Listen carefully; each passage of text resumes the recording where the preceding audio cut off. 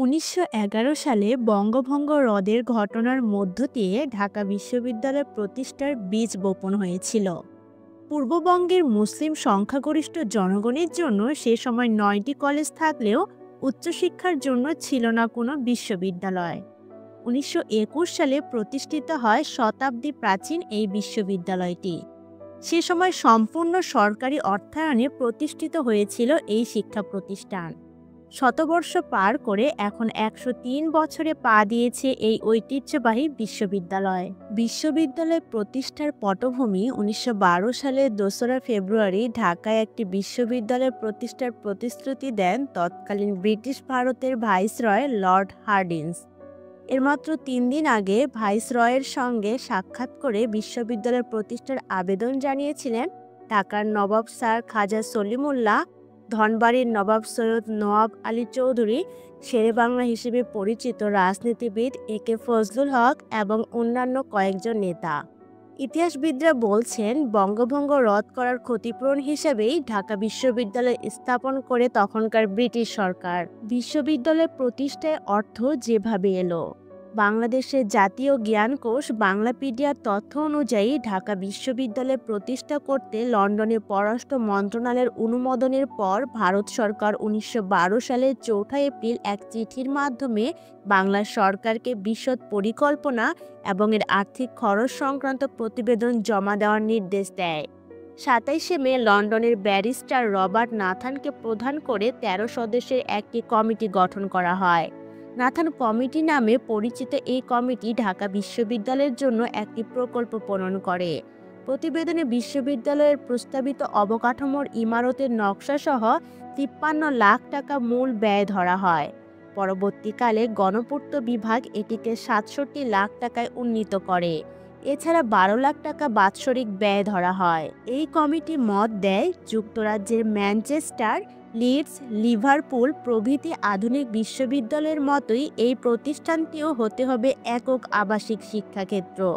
ঢাকার ৭টি কলেজ এই বিশ্ববিদ্যালয়ের আওতাভুক্ত থাকবে বলে প্রতিবেদনে উল্লেখ করে কমিটি। কিন্তু প্রথম বিশ্বযুদ্ধ শুরু হওয়ার কারণে ঢাকা বিশ্ববিদ্যালয় প্রতিষ্ঠার জন্য ১১,২৫,০০০ টাকার ছোট প্রকল্প বাস্তবায়নও সরকারের জন্য কঠিন হয়ে পড়ে।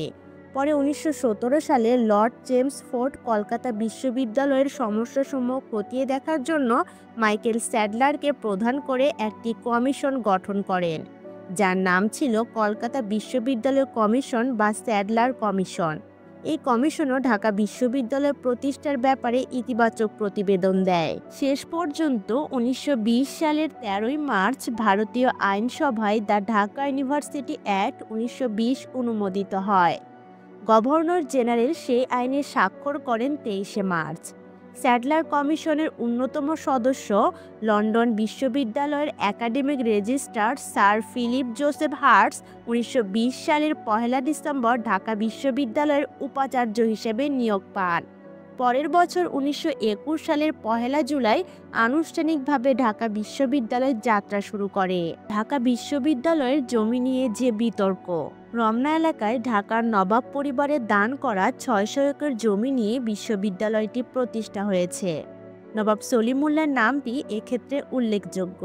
ঢাকা বিশ্ববিদ্যালয়ের জমি নিয়ে এমন একটি বহুল প্রচলিত তথ্য আমরা সবাই জানি, কিন্তু বিশ্ববিদ্যালয়ের কোনো রেকর্ডে এই তথ্যের সত্যতা পাওয়া যায় না।